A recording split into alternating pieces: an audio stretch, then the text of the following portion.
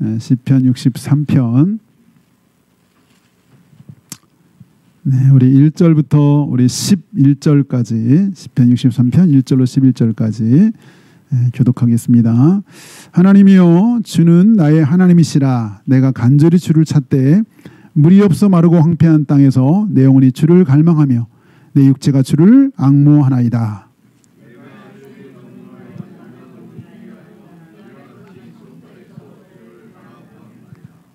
주의 인자하심이 생명보다 나음으로 내 입술이 주를 찬양할 것이라.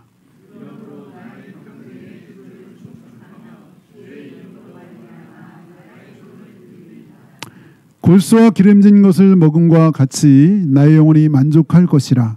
나의 입이 기쁜 입술로 주를 찬송하되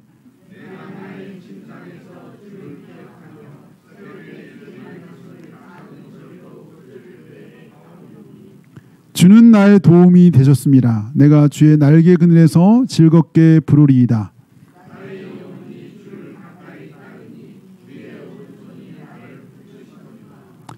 나의 영혼을 찾아 멸하려 하는 그들은 땅 깊은 곳에 들어가며 다 같이 왕은 하나님을 즐거워하리니 주께 맹세한 자마다 자랑할 것이나 거짓말하는 자의 입은 막히리로다. 아멘, 아멘. 오늘 시편 63편은 지난 수요예배 때도 잠깐 우리가 봤던 말씀이고, 더군다나 지난주일 시편 42편 사슴이 목마른 사슴이라고 하는 말씀하고도 비슷한 그런 말씀인데, 근데 시편 한 편 하나가 사실 굉장히 우리 믿음에 도전을 주는 정말 그런 그 말씀이다라는 생각이 드는데요. 오늘은 주의 인자하심이 생명보다 나음으로, 세 번역에는 주의 한결같은 사랑이 생명보다 소중하기에 이렇게 되어 있네요.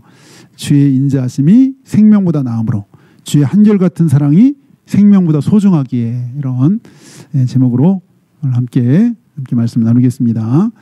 네, 뭐 예전에 있었던 일인데, 미국의 그 필라델비아에서 아이들을 가르치는 선생님이 있었는데, 에드먼드 에드먼드 휘잇이라는 여자 선생님이었어요.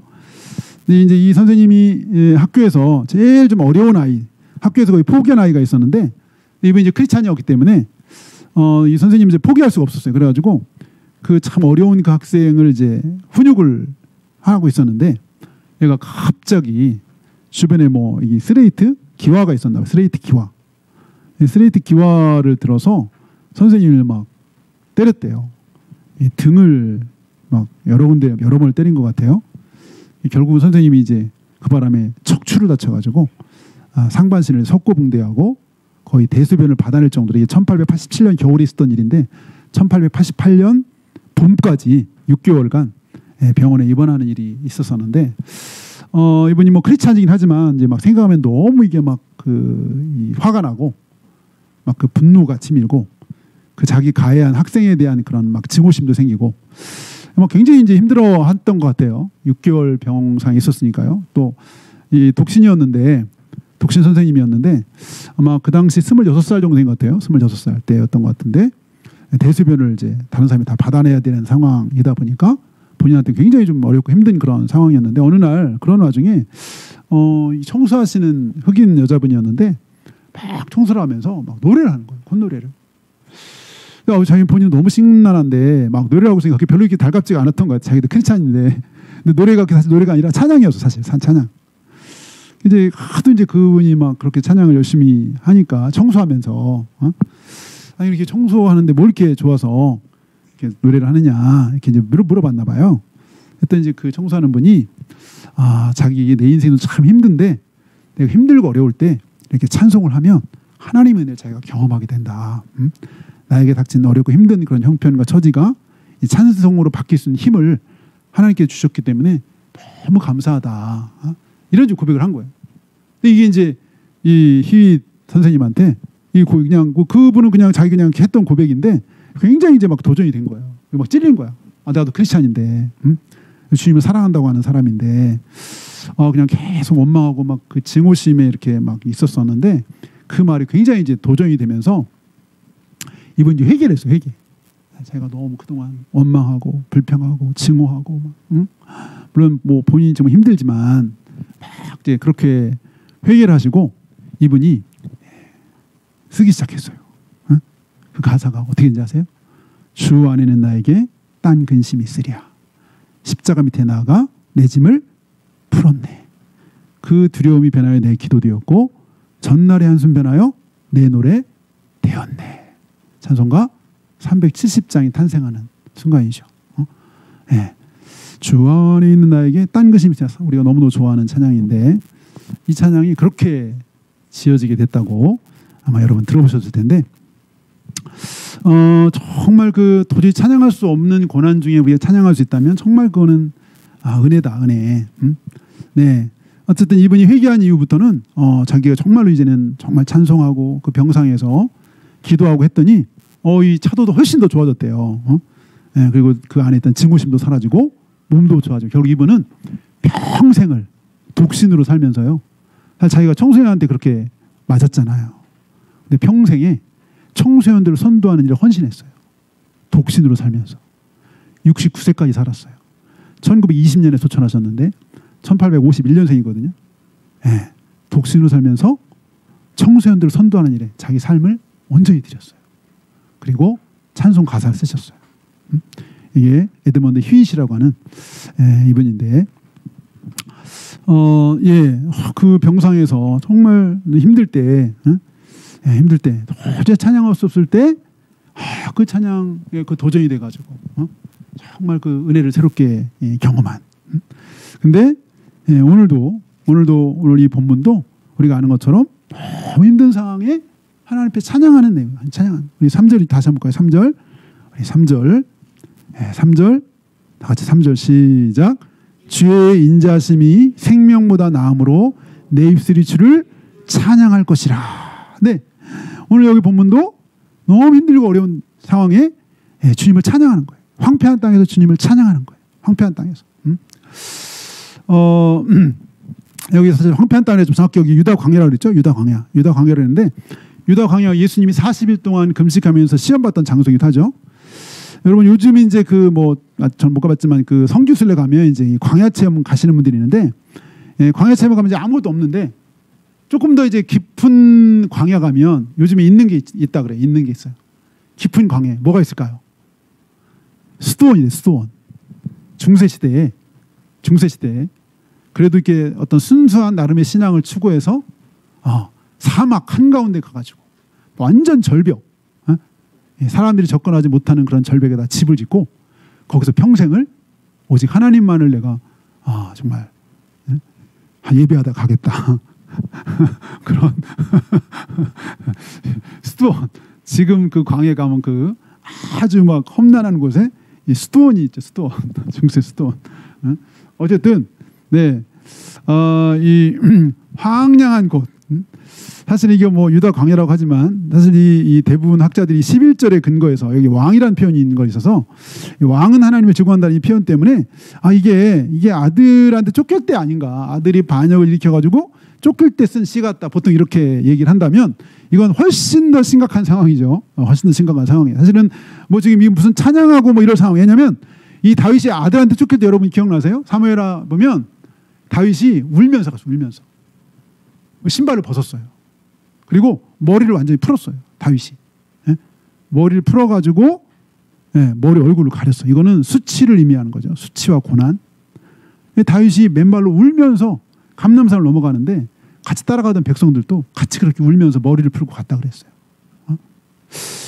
이 사실 광야라고 하지만 굉장히 심각한 그런 상황인데, 네, 이 다윗이 이 광야를 전혀 원하는 것도 아니고 어느 날 눈 떠보니 광야였고, 자기가 전혀 계획하지 않은 인생이고, 자기가 전혀 원하지 않던 인생에 이렇게 한 자락에 또 오늘 또 와 있는 거예요. 근데 이런 상황이 되면 보통 우리가 사실 할 것도 없고 사실 하고 싶지도 않고 그러니까 그냥 시간을 그냥 낭비하죠. 이럴 때 보통 그냥 우리 할 수 있는 거는 시간을 버리는 거예요. 시간을 아주 낭비하기 좋은 할 수 있는 것도 없고 하기도 싫고 포기하고 싶은 곳이 바로 황폐한 곳, 광야 이런 곳이니까. 근데 이제 우리가 알지만 이때 우리 이제 다윗은 선택한 게 있죠. 우리 2절 보겠습니다. 2절 2절 다 같이 시작.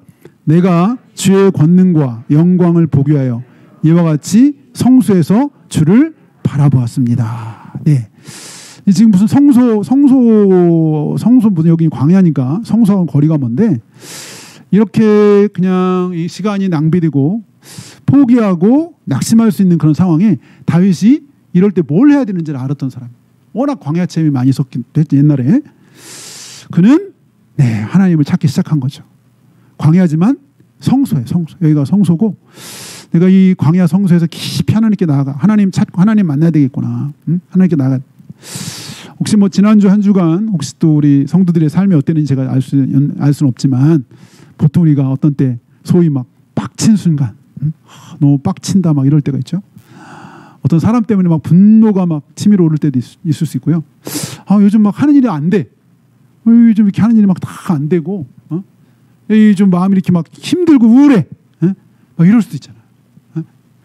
근데 지금 이 상황은 훨씬 더 이제 심각한 거예요. 생각하.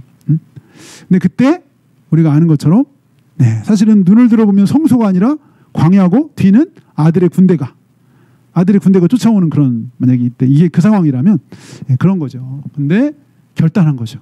여기 성소에 가서 광야 성소에서 내가 하나님을 만나리라. 하나님을 찾으리라. 하나님을 간절히 하나님을 내가 부르리라. 이렇게 결단한 거예요. 우리 1절 볼까요? 1절 봅니다. 1절 다 같이 시작. 하나님이여 주는 나의 하나님이시라. 내가 간절히 주를 찾되 물이 없어 마르고 황폐한 땅에서 내 영혼이 주를 갈망하며 내 육체가 주를 앙모하나이다. 네, 그렇죠? 네, 하나님을 찾기로 결단한 거죠. 이 황폐한 땅 광야에서 여기서 하나님을 찾는 거죠. 다윗이 이 시간을 그냥 낭비하고 버리고 흘러가도록 그냥 내버려두는 자포자기가 아니라 하나님 찾기로 결단해. 하나님을 간절히 지난주에 봤던 것처럼 정말 목마른 사슴이 물을 찾듯이 그렇게 하나님의 얼굴을 구합니다. 하나님의 얼굴을 찾습니다. 내가 갈망하고 하나님께 나아갑니다. 하나님 저를 만나주세요. 내가 주를 갈망합니다. 내 육체도 주를 앙모합니다. 주님 내가 주님을 사모합니다. 이렇게 간절히 주님을 찾는 거예요. 이렇게 간절히 찾는 거예요. 우리 6절 볼까요? 6절 시작. 내가 나의 침상에서 주를 기억하며 새벽에 주의 말씀을 작은 소리로 읊조릴 때에 하오리니. 다윗이 그냥 막 밤에도 주님을 찾고 말씀 안에서 또 주님을 찾고 간절히 주님을 찾는 거예요. 간절히. 잠언서 8장 17절에 나를 간절히 찾는 자가 나를 만날 것이라. 에레미야 29장 13절 너희가 전심으로 나를 찾고 찾으면 나를 만나리라. 누가복음 11장 9절 구하라 그러면 너희에게 주실 것이요 찾으라 그러면 너희가 찾을 것이다 라고 말씀하셨는데 이렇게 간절히 하나님을 찾는 거예요. 간절히 주님을 찾는 거예요. 혹자는 이렇게 이 갈망을 저게 굉장히 새로웠어요. 이 갈망을 자기는 경청이라고 이렇게 묵상했대요. 경청. 간절히 하나님을 찾는 것은 하나님 앞에 경청, 간절히 하나님 앞에 경청하는 거예요. 여러분 좋은 상담자는 내담자 이야기를 잘 경청하는 사람이라고. 좋은 선생님은 학생의 이야기를 잘 경청하는 사람이라고. 좋은 목사님은 성도들의 이야기를 잘 경청해 주는 사람이라고 그러는데 여러분 좋은 성도는 목자의 음성을 잘 듣는 거예요. 잘 듣는 거예요. 근데 이 갈망이 되게 새롭더라고요. 이 갈망은 자기는 이 경청으로 묵상했다. 경청. 하나님을 간절히 찾는 것은 이 하나님의 이 음성, 하나님의 이 주파수를 잘 그렇게 맞춰서 하나님 제가 정말 주님만을 갈망하고 주님밖에 없습니다. 주님 내가 주님을 갈망합니다. 이럴 때 우리 주님께서 이 다윗에게 말씀하신 것 같아요. 우리 3절 다시 한번 봅니다. 3절 다 같이 시작. 주의 인자심이 생명보다 나음으로 내 입술이 주를 찬양할 것이라. 갑자기 하나님의 사랑을 막 노래해요. 하나님 사랑을. 그래서 이 하나님의 어떤 음성을 들었거나 아니면 갑자기 하나님의 그 놀라운 사랑이 막 깨달아진 거예요. 아까 세번역에 말했죠. 주님의 한결같은 사랑이 생명보다 소중히. 하나님의 그 사랑이, 변함없는 사랑이 내 생명보다 더 귀한 거예요. 하나님을 막 간절히 찾고 하나님을 막 목말라고 부르짖고 막 부르짖었는데 그때 하나님께서 깨닫게 해주셨는지 아니면 음성으로 들려주셨는지 내가 여전히 너를 사랑하고 너의 형편과 상관없이 처제 상관없이 내가 여전히 너를 내가 사랑하고 내가 너를 바라보고 있고 내가 너를 여전히 내가 너를 사랑한다. 뭐 이런 음성을 들었는지 갑자기 여기 지금 3절에 이 뜬금없는 얘기를 하는 거예요. 주의 인자심이 생명보다 나음으로 내 입술이 주를 찬양할 것이라. 주님을 갈망하고 또 주님을 갈망하고 막 주님을 찾다가 갑자기 3절에 고백을 하는 거예요. 네. 이렇게 그러니까 이 사랑이 얼마나 다시 한번 크게 와닿았으면 우리 4절 볼까요? 4절 시작. 이러므로 나의 평생의 주를 송축하며 주의 이름으로 말미암아 나의 손을 들리다. 하나님의 사랑이 너무 좋은 거예요. 너무 좋아. 하나님의 사랑이 너무 좋아. 근데 사실 지금 환경은 제가 아까 얘기했지만 지금 환경은 지금 9절이고 9절 볼까요? 9절 다 같이 9절 시작. 나의 영혼을 찾아 멸해라 하는 그들은 땅 깊은 곳에 들어갑니다. 지금 상황은 이래요. 지금 막 자기를 좀 추격해 자기 생명을 막 사냥하려고 추격하는 이 영혼을 찾아 멸해라는 그런 사람들이 지금 자기를 추격하는 상황이에요. 너 어떻게 이런 상황에서 내가 평생에 내가 주님을 찬양하겠습니다. 내가 평생에 내가 정말 주님 찬양하겠습니다. 하나님의 어떤 사랑을 경험했고 하나님의 어떤 음성을 들었길래 도대체 이런 상황에 우리 5절 보겠습니다. 5절 시작. 골수와 기름진 것을 먹은 것 같이 나의 영혼이 만족할 것이라. 나의 입이 기쁜 입술로 주를 찬송하되. 이야, 이런 상황에서 자기가 가장 맛있는 걸 먹을 때 그 만족함, 그렇게 나의 영혼이 만족하고 나의 입이 기쁜 입술로 주를 찬송하겠다는 거예요. 찬송합니다. 하나님의 그 한결같은 사랑, 하나님의 그 놀라운 사랑, 그 사랑을 깨닫고 경험합니까? 내 생명보다도 더 귀해. 그 하나님의 사랑, 내 생명보다 귀해. 그 하나님의 놀라운 사랑. 그래서 내 평생 다하도록 주님을 찬양하겠습니다. 내 평생 주님 너무너무 좋습니다. 내가 가장 맛있는 걸 먹을 때보다 더 만족스럽고 내 영혼이 기쁩니다. 이렇게 지금 이 황폐한 땅 유다 광야 생명이 엿받는 이곳, 아니 지금 사실 정확히 생각하면 아들 군대가 훨씬 많아요. 그리고 아들이 급습했으면 다윗 죽었어요. 사실은 우리가 알잖아요, 그 스토리를. 아들이 그냥 바로 급습했으면, 근데 그때 모략하는 사람들이 막 모략을 짜는 바람에 다윗이 살았죠. 사실은 다윗이 죽을 수도 있는 그런 상황이었는데, 이렇게 이 와중에 도대체 이 와중에 이런 상황에 이런 찬양을 드릴 수 있는 사람은 누가 있을까 싶어요. 누가 있을까? 이런 상황에 이런 찬양을 드릴 수 있는 사람이 누가 있을까? 생각이 드는데, 네, 우리 8절도 보겠습니다. 8절 우리 8절 다 같이 8절 시작. 나의 영혼이 주를 가까이 따르니 주의 오른손이 나를 붙드시거니와. 예. 하나님의 그 놀라운 사랑을 깨닫고 그 사랑 안에서 하나님 자기를 붙잡아 주시는 그 손길을 경험한 거예요. 그러니 이제 막 아무것도 두렵지가 않은 거예요. 정말 이런 상태에 우리가 경험하고 싶어. 우리도 어떻게 이런 상황이 있을 수 있을까? 예, 주의 오른손이 나를 붙드시거니와. 그 능력의 손이 나를 붙드시거니와. 하나님의 능력의 나를 붙잡아 주셔. 그래서 어떤 것도 두렵지 않고 하나님을 찬양하네. 내가 평생의 주님을 찬양했다. 이렇게 고백하는 고백을 보는데, 이 다윗이 어떻게 하나님의 사랑을 경험하고 깨달았는지는 모르겠지만 제가 이렇게 묵상하는데 누가복음 7장의 사건이 생각났어요. 누가복음 7장. 성경에 보면 옥합을 깬 사건이 크게 두 번 있어요. 두 번. 한 번은 예수님이 십자가 이제 예루살렘에 올라가기 직전에 마리아가 베다니 시몬의 집에서 옥합을 깬 사건이 있어요. 그때도 막 300데나리이고 팔면 300데나리 1년 연봉 값인데 왜 허비하냐고 막 주변에 그랬는데 예수님이 그냥 놔둬. 마리아 너무 좋은 일 했어. 내 장례를 준비했어. 복음이 가는 곳에 저 여자 행한 것도 다 전파될 거야. 이렇게 얘기한 적이 한 번 있고, 누가복음 7장에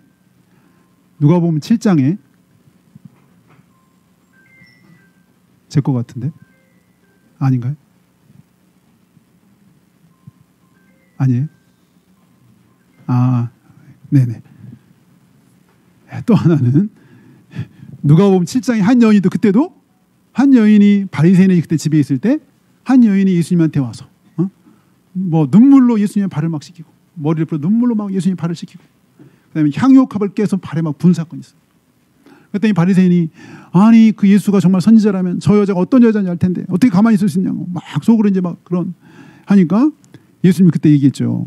야 너는 내가 들어왔을 때 뭐 물 바시들 묻어 앉고 막 그랬는데 저 여인이 저렇게 옥합을 깨서 눈물로 씻고 막 그랬는데 그때 하신 얘기가 많이 사함 받은 자는 많이 사랑한다 그랬어요. 많이 사랑한다. 적게 사함 받은 자는 적게 사랑한다 그랬어요. 예수님이 그때 그 얘기를 하셨죠. 다시 말하면 저 여인이 저렇게 귀한 옥합을 깨서 저 옥합이 아깝지도 않을 만큼 저렇게 옥합을 깬 것은 저 여인의 사랑이 많은 거고 저 여인이 자기의 죄를 용서받은 그 용서의 크가 너무 크게 깨닫기 때문에 저렇게 하는 거라는 거죠. 해석하면. 그래서 저 여인이 저렇게 사랑해서 옥합을 깨는 거라는 거예요. 그 여인은 그 예수님의 용서하신 일을 알고 그 사랑에 감격해서 옥합을 깬 거예요. 여기 다윗은 하나님의 사랑을 어떻게 깨달았는지 모르지만 음성을 들었는지 네가 지금 그 형편 네가 그 처지에 있지만 너 여전히 내가 너를 기름 부어 왕으로 세웠고 너를 향한 내 약속은 변함이 없고 너를 향한 내 계획에 변함이 없다는 얘기를 들었는지 어떤 얘기를 들었는지 모르지만 하나님의 한결같은 사랑에 다시 한번 감동을 받은 거예요. 다윗이. 하나님 제가 뭔데 이렇게 저를 사랑하십니까? 이렇게 허물 많고 사실 또 정확히 말하면 자기가 다윗이 아들이 자기를 이렇게 치는 것도 결국은 자기 죄 때문이에요. 자기 죄 때문에. 이런 나를 여전히 변함없이 받아주시고 인정해 주시고 나를 그렇게 받아주신 하나님 그 사랑을 생각하면 하나님 너무 정말 그거 놀라워서 평생 내가 주님 찬양하겠습니다. 하나님 어찌하여 날 이렇게 사랑하십니까? 이렇게 다윗이 고백하는 거죠. 주의 인자가 생명보다 나음으로 내 입술이 주님을 찬양할 것이라. 찬양할 것이라. 네, 이렇게 다윗은 인생의 황폐한 곳, 계획되지 않은 곳, 원치 않은 곳에서 하나님을 간절히 찾고 하나님을 찾다가 하나님을 목말라며 갈망하다가 하나님의 어떤 사랑의 경험을 다시 한번 하고 변함없이 초라하고 바닥에 떨어져 있는 인생 자신을 받아주시고 인정해 주시고 용서해 주시고 여전히 격려해 주신 하나님 그 하나님의 그 놀라운 경험하고 하나님의 인자하심이 내 생명보다 귀함으로 내 평생의 주님을 찬양하겠습니다. 내 주님 찬양하겠습니다. 그렇게 오늘 이렇게 고백하는 고백을 우리가 듣고 있는데 제가 지난 수요예배 때 한번 소개했던 미국의 최초의 선교사 아도니람 저더슨이라는 선교사 얘기를 한 적이 있었는데요. 미국의 기준에서 최초의 선교사였는데 그 전까지 윌리엄 캐리도 영국 사람이고 허슨 테일러도 영국 사람이었어요. 미국에서 선교사 아무도 파송하지 않을 때 이 아도니람 저더슨이라는 사람이 어릴 때부터 천재라는 소리를 들었더라고요. 아버님 해준교회 목사님이었는데 어쨌든 이분이 1812년에 지금 미얀마죠. 옛날에 버마 1812년 213년 전에 버마 땅에 복음을 전하러 갔는데 완전 불교 왕국에다가 엄청난 핍박이 있었어요. 엄청난 핍박. 부인이 36살에 결국 돌아가시고 애 셋이 풍토병을 다 죽었어요. 그렇게 그 어려운 아무도 예수 믿는 사람이 없는 그곳에 가가지고 복음을 전하는데 이게 정말 안 먹혀요. 복음이.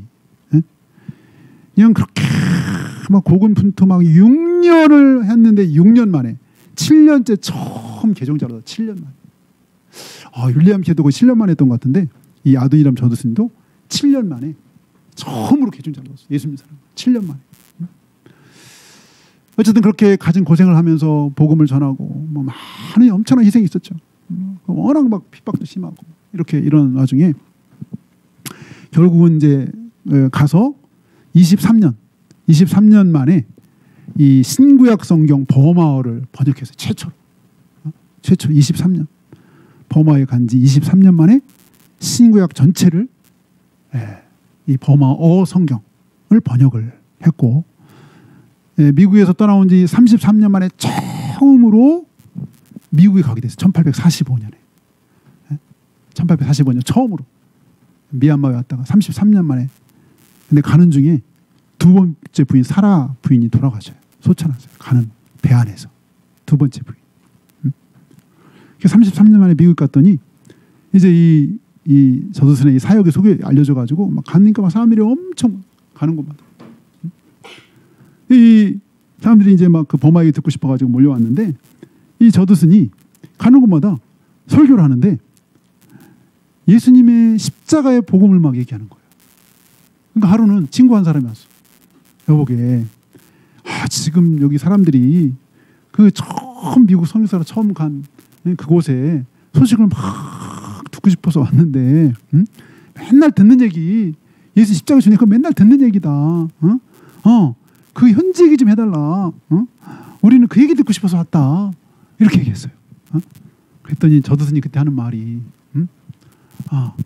예수님께서 하나님의 진노 가운데서 나 때문에 십자가에 죽으셨다는 이것만큼 새롭고 놀라운 사랑 이야기가 또 어디 있으며, 이것만큼 또 내가 전해야 될 이야기가 어디 있는가. 조금 현재 얘기도 하나도 안 했는지 좀 해주시고 같이 복음도 전하면 좋았을 텐데, 저도스님 그런 얘기를 했다 그래요. 내가 거기서 사역을 했지만 그 모든 것보다도 더 중요한 건 예수님이 나 때문에 죽으셨다는 것과 하나님이 그 놀라운 사랑으로 그 아들을 보내셨다는 것과 지금도 여전히 그렇게 나를 사랑하신다는 이 사랑 이야기 외에 거기에 내가 뭐 고생한 것 그것도 있지만 피할 바가 있겠느냐, 이런 취지였던 것 같아요. 이런 취지. 그거면 전부지. 그거면 전부고 그게 다지. 예수님 하나님의 아들이 이 땅에 오셔서 죄인 중에 죄인 나 때문에 십자가에서 피 흘려서 하나님의 진노를 짊어지고 내 대신 죽으셨다는 이 소식보다 더 놀라운 소식과 하나님의 사랑 이야기가 어디 있느냐, 그렇게 얘기를 했다고 그러더라고요. 또 그 얘기를 들으면서 너무 일리도 있다. 그래도 그렇지, 선교 얘기 좀 해주시지. 같이 곁들여서 그런 생각이 들었는데, 오늘 사실 엄청 고민하면서 이 본문을 택했는데 엄청 막 이 본문 아까 지난 수요일도 했고 지난주하고도 비슷하고, 그렇지만 이제 사순절이 시작됐고 고난주간을 앞두고 있는데, 정말 그 예수께서 이 땅에 오셔서 우리를 위해서 피 흘리시고 내 대신 하나님의 진노를 대신 갚아주셨다는 것만큼 놀라운 하나님의 사랑 이야기. 다윗이 그 광야에서 경험했던 하나님의 그 놀라운 사랑보다도 더 큰, 다윗은 멀리서 그 예수님의 그 십자가의 사랑을 멀리서만 지켜봤을 뿐이지만 우리는 그 사랑 이야기를 직접 우리가 알고 믿고 경험한 그런 그 사람들이고, 그런 하나님의 사랑을 우리가 경험한 사람들이 아닌가. 우리가 이렇게 다윗이 황폐한 곳 메마른 땅에서 그렇게 주님을 찬양할 수 있었다면 우리도 우리 삶의 현장에서 마음껏 주님을 찬양하기가 부족함이 없는, 하나님의 변함없는 놀라운 사랑, 예수님의 십자가의 그 크신 사랑, 그 크신 사랑으로 여전히 우리를 사랑하시는 이 사랑 때문에 우리도 하나님을 찬양할 수 있는 우리가 아닌가. 더군다나 이제 우리가 고난주간 부활주를 앞두고 있으면서 더 가까이 주님의 크신 사랑을 또 우리가 묵상하고 주님과 관계 속에 우리도 주님을 갈망하며, 그 한편으로 볼 때 이 황야 또는 황폐한 곳, 이곳은 아무것도 없지만 어떻게 보면 우리가 보통 우리가 사랑하는 사람들하고 이렇게 뭐 연애할 때 우리 한 사장님은 어떻게 했는지 모르겠네. 어디가 사람 많은 데가 좋아요? 사람 없는 은밀한 곳이 좋아요? 은밀한 곳에서 만나고 싶죠. 하나님이 은밀한 곳에서, 광야 한복판에서 은밀한 곳 아무것도 없어.